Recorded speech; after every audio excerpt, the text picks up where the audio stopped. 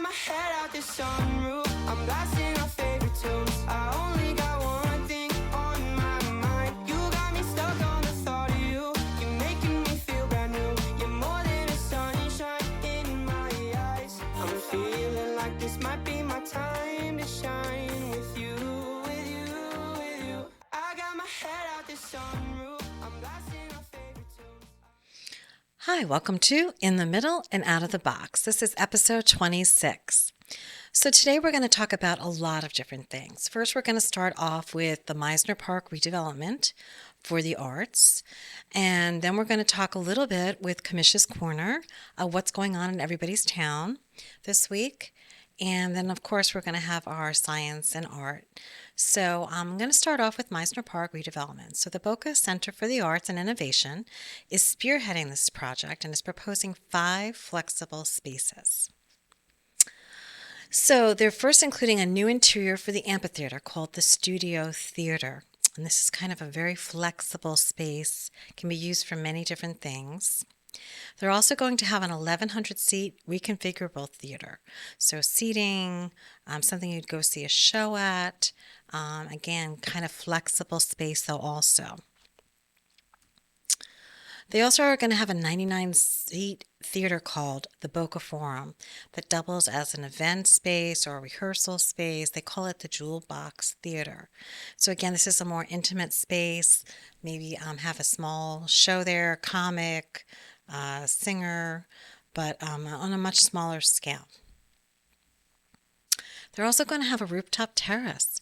So they're going to be able to have yoga classes or maybe exercise classes or things like that. Again, for community space, for outdoor, kind of indoor-outdoor space. So it's going to be a beautiful rooftop terrace. And then the last they're going to have is an innovation center for outdoor cultural events and performances. So they're going to have many different spaces.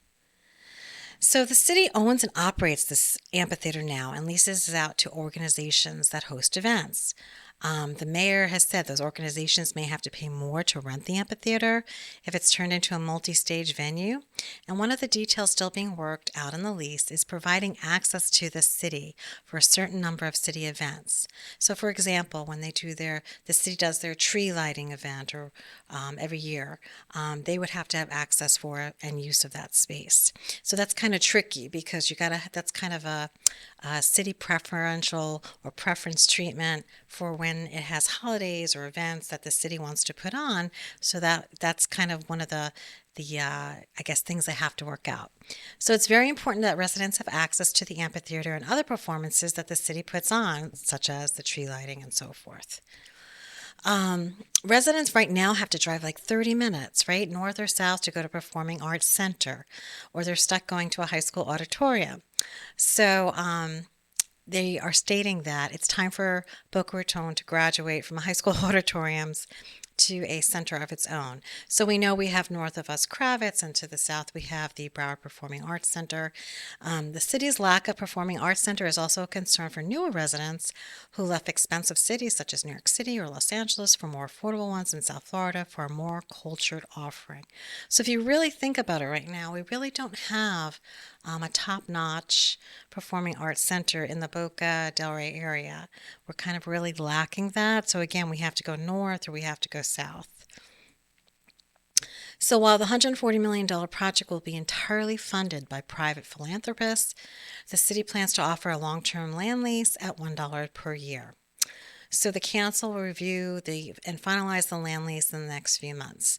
So this is really one of those fantastic times where this is going to be such an improvement for the venue itself as far as what it can offer and all the different portable options as far as multi-use options, the rooftop terrace, all the different types of theaters, indoor, outdoor, and so forth. So this is going to be, I think, a major improvement to the area and a major improvement as far as the offerings that are available in Boca, and that's just what it needs right now to bring more culture to the area. So what I found is actually a clip, rather than listening to me So here's a little bit of a clip that's actually going to give you a little bit more of a visual and understanding of what's going to be built there. And it's called Step into the Center. So I'm going to play the clip and then we can talk about it briefly at the end. So enjoy.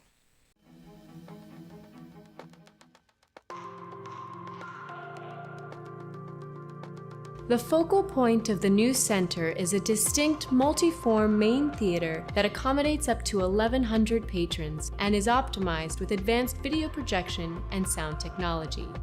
Patrons will enter from a reimagined 5th Street Promenade and a new 6th-level parking garage on their way to experiencing world-class cultural performances and events.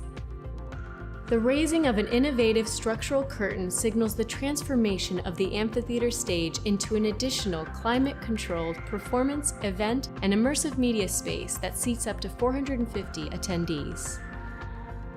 In its traditional configuration, the amphitheater will continue to serve 3,500 patrons, allowing for open seating and free pedestrian flow under the shade of an iconic canopy feature. The entry to the center will feature an innovation plaza for outdoor cultural performances and events, located next to an incubator, workshop, and makerspace with an adjoining cafe storefront. A signature freestanding staircase connects the plaza level with cloud corridors and leads to the main theater's balcony level. The shape-shifting architecture of the main theater enables several layouts, including retractable seating, for a flexible flat floor configuration, allowing for galas, corporate events, and conventions focused on the creative industries. The center also features a large rehearsal studio that converts into a 99-seat jewel-box performance and event space and is adaptable as a banquet or conference room for private functions. Finally, an outdoor lobby and rooftop terrace provides space for performances, corporate networking events, and a casual environment where the community can gather. Built on a plan that means business, the center as a whole will drive over 500,000 new annual visitors to Boca Raton, securing more than 12,000 jobs, producing over $240 million in local spending, and infusing major overall economic impact into our community. So I hope you enjoyed the clip. As you can see, it really has a lot of really great aspects to it. Again, multi-use areas and venues, which is perfect because we do have so many different types of entertainment and use that's needed in a performing arts center like that. So we're going to move on now to the Commission's Corner. This is one of our new segments, just kind of giving everybody a little bit of what's happened over the last week or so in their towns with their commission meetings and council meetings and kind of where everybody's at. Okay, so let's start with Boca. So Aledo Square. Aledo Square was approved. There was a lot of concerns, especially, on the P&Z board and so forth, about the alleyways. And so there was a lot of heavy discussion on the alleyways. And it seems like the bone of contention is that the alleyway is not big enough for two vehicles to go side by side. So basically, if two trucks or cars or whatever come in at the same time, one of them has to back out. And so this was a real bone of contention as far as safety, as far as even if there's bicycle riders in the alleyway at the same time and so forth. But as some of them P&Z board members pointed out, that that is how it currently is. So it's no different from the way it is currently. One of the major contentions also is just, again, it's, one of these large buildings on a very small lot. There's not a lot of open space, although it does meet the criteria. And I do want to make sure that I say the right thing. So hold on one second. What it's going to include. It's going to include a 7-story office building and retail building featuring a restaurant with rooftop dining located on Palmetto Park Road. It's going to have 12-story luxury residential tower with 7,500 square feet of ground floor retail. And it's going to have a cutting-edge parking system providing 360 spaces and a rooftop pool. So it is going to provide several different amenities. I know that Boca really needs Class A office space right now. They're trying to lure these businesses in. They all want Class A. And from what I understand, the Class A that we have really isn't Class A, or a lot of it isn't because it hasn't been upgraded and redone and so forth. So the demands on office space to be pristine Class A, Boca really needs those because they're trying again to desperately pull some businesses in for headquarters or offices or so forth. So this is going to meet that need. So there was a couple things that came up during the meeting that I was a little surprised at. One of them was that it stated in the requirements for the building that, according to, I guess, the ordinance or the code, is that they had to provide a sharing space. So somebody asked that, said, well, you're supposed to be providing a ride sharing space.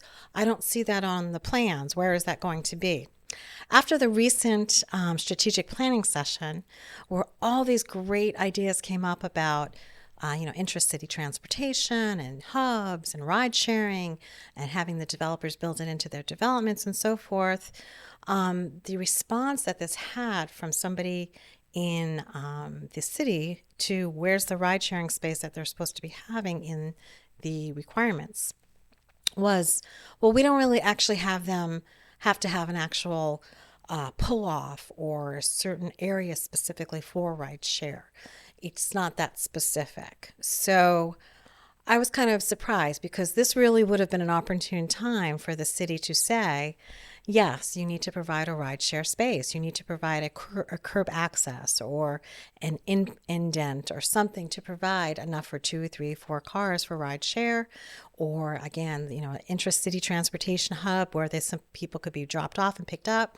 But it was just kind of passed over by the city employee as, well, we don't really require that. And again, coming off of the strategic planning, this would have been an opportune time to say, yeah, it does say you need to provide ride sharing space. So we need to work on that or whatever. So this would have been a great time that was really lost on that. The other thing that was kind of interesting was they did type up, the city, a agreement or a paragraph to the developer that they would want the developer to participate in, which is for in the future, if there is intracity transportation and that their buildings would be participating financially and have a stop and so forth.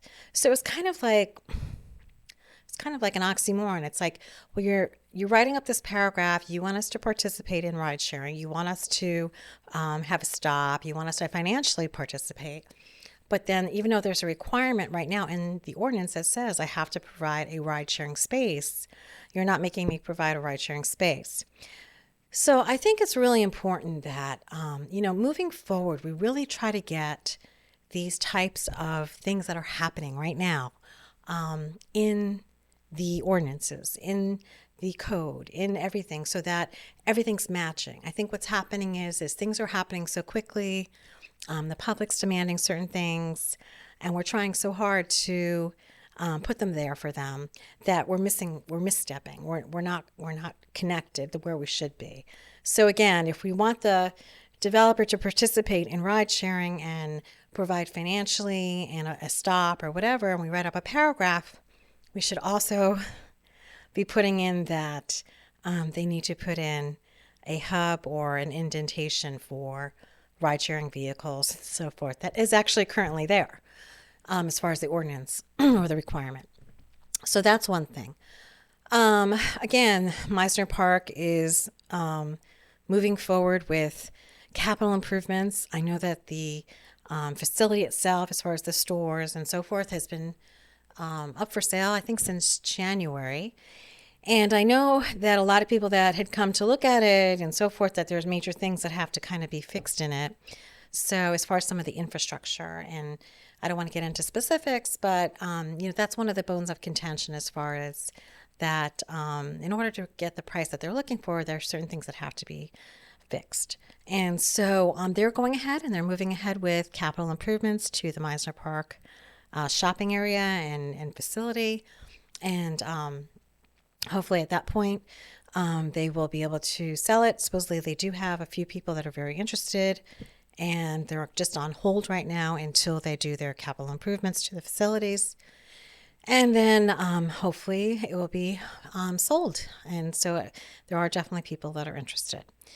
Um, One of the other things I mentioned or noticed on the Boca Commission or council meeting was that there was a lot of reference to, I don't know if it was the workshop or the actual council meeting, there was a lot of reference to and talk and discussion about bringing up the strategic planning meeting. And so it seems like it's really had an effect on the council in Boca as far as saying, well, in the council, in the strategic planning meeting, this is what we're supposed to be doing. And in the strategic planning meeting, this was brought up and this is how we should be prioritizing. And so it seems like they've really grabbed onto this strategic planning meeting, which is fantastic. And so let's hope it just keeps going and everything, falls through to where it should be going to as far as priorities. And I think that's one of the things they're discussing now is how to prioritize properly. So they're actually discussing it and so forth. So that's great. Okay, and now let's talk about Delray. So a couple of weeks ago, Delray passed a new rates for their parking, and it was interesting because it kind of went back and forth a couple times, and overall they did pass it. And so the plan is that Atlantic Avenue is $4 and the beach is $3, and then all the other parking in the area or the lots and other streets are going to be $2. So basically the prime parking is $4 and $3 on the beach. And so, I understand that this parking study that was done a couple years ago kind of has been sitting around. Nothing's really been happening with that. And they want to start implementing this. And that's great, right? So the strategy in the parking study, though, is kind of several different strategies. And so what the problem though is when you're just taking one strategy, like an a la carte menu, right? You're just taking parking increases. Is to try to get the parking to turn over more frequently, to have more parking available, and to have the residents actually park like in the garages or on the lots and so forth. And again, so that more revenue can be given to the city for the higher parking that's available, the premium parking. So I understand the theory and how the theory is in the parking study and where it's coming from.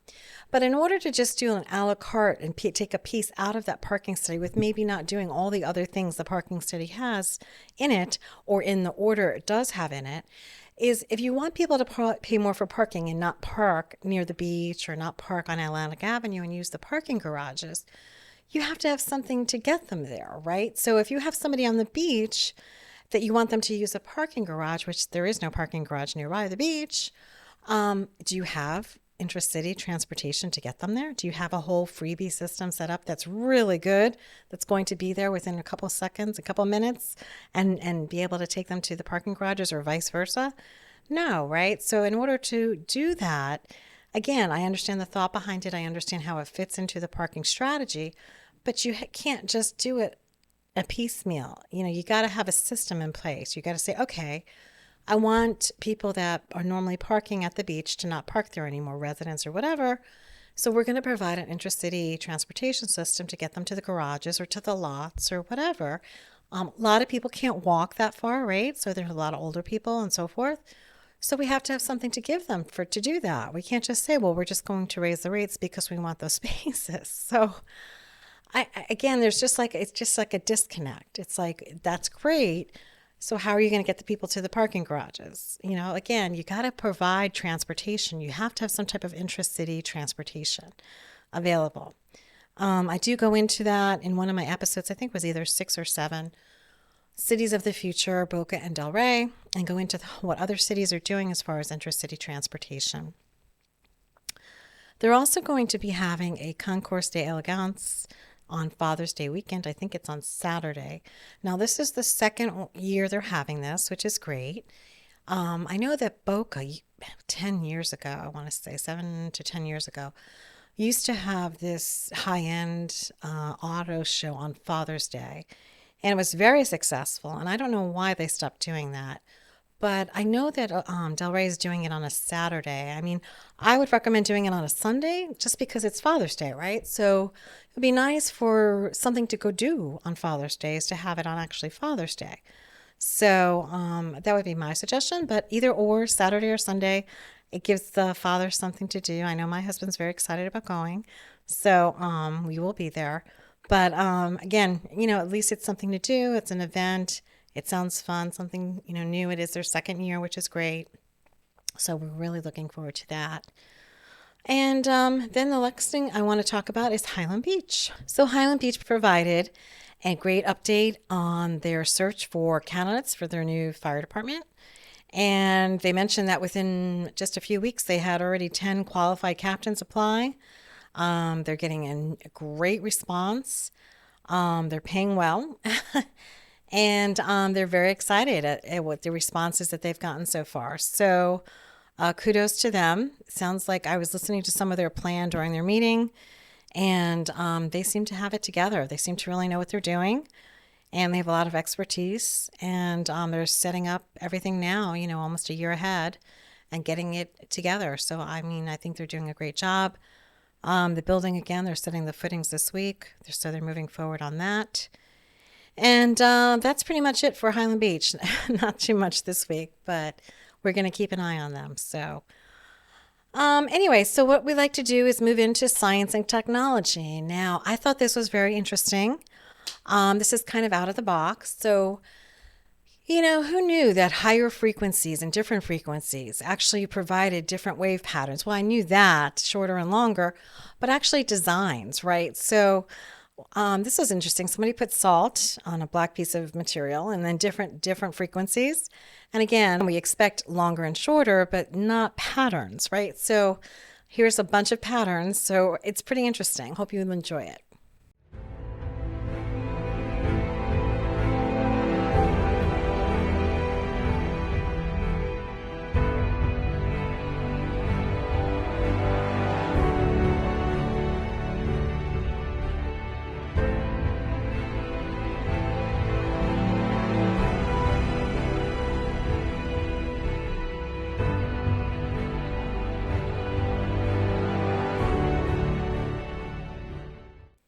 Okay, now this is for the dads since it is going to be Father's Day soon. I saw this, and I know there's a lot of different ones that are out there now. And cutting the grass, kind of like your vacuum in the house that is a robot and just kind of goes on its own and does all the rooms by itself. This is for cutting the grass, and there's no bag. It just mulches, and it's done. So it makes your little diamond pattern if you want it. And so this is a great Father's Day present. So I hope you ladies are paying attention. So enjoy.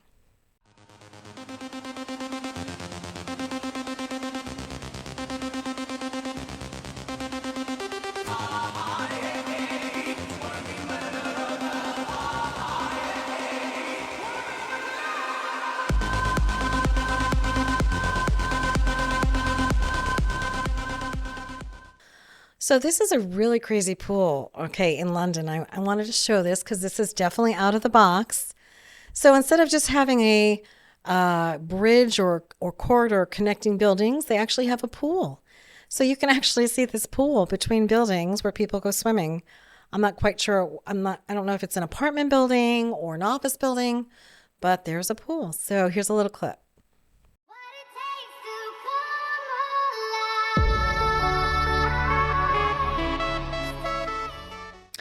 So I saw this and I thought to myself, what a great idea, especially with Brightline now. So Brightline is booming, and what a great idea for a little restaurant or a little, I don't know what you want to call it, dinette, coffee shop, lunch place that's near Brightline, right? There's so many stores that are available. And this is a little train that brings you your food. Now, I remember actually as a child going to a place like this, but at that time we didn't have all the health restrictions and have just gone through a and everything else. So the food was just kind of on a plate and you just came and got it and took your food off. But this is actually covered, and you'll see that in a minute. But it's pretty interesting. And I thought, what a great idea. What a out of the box idea. Somebody can grab it and open a restaurant with a little train that's attached to it. The kids would love it. I know I did as a child. So here you go.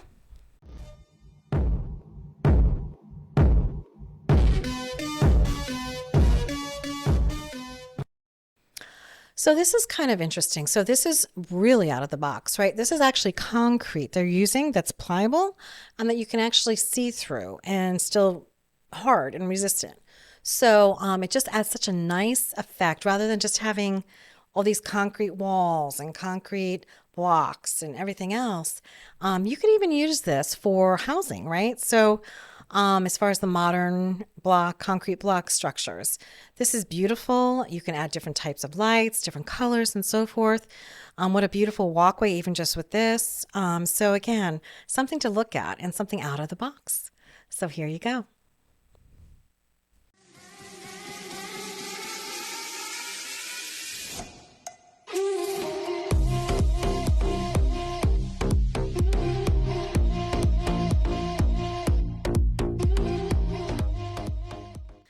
So this is really important. This is science and technology as far as an ocean wave electricity. I know I showed you guys a bunch of these already in some of the earlier and middle episodes. This is one of the newer technologies that's coming out. Again, creating power and electricity through wave action, which is free, right? So supposedly this is very energy efficient and it produces a lot of energy. So I wanted to pass this on to you guys for all the science techies out there that are interested in the marine biologists and so forth. Again, really interesting. So take a look.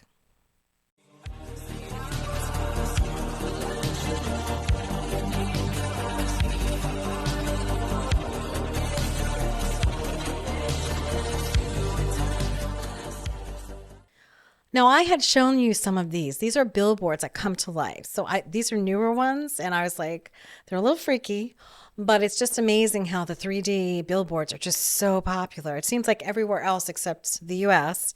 So again, I just want to show you kind of what's going on out there because we don't really see much here. And it's amazing how realistic they look. So again, take a look. Oh my God.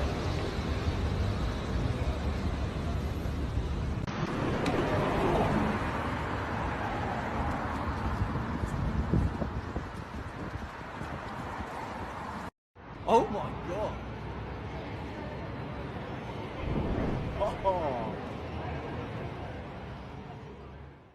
Okay, so now this is for all the people that love their phone and want to be able to move it and change it and bend it. And this is a flexible screen technology that just came out.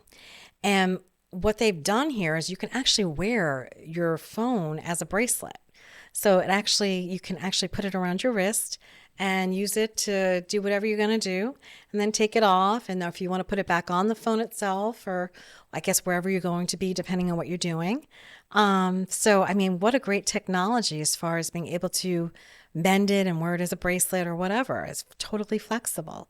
So I just wanted to share this.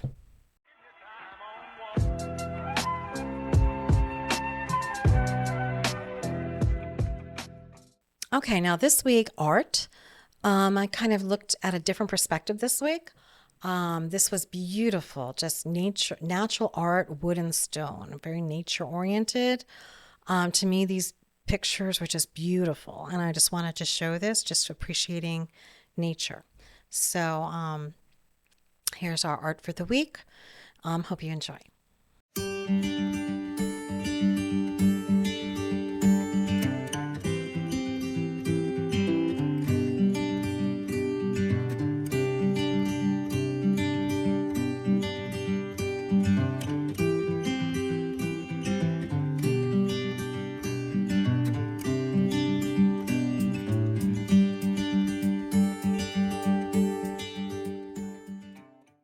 So here's an artist who reimagined bicycles, and they're made out of wood, mostly wood, and the designs are just gorgeous, and supposedly they are functional. So I guess you want to consider them art and function, but just outstanding how they were reimagined as far as bicycles. So take a look.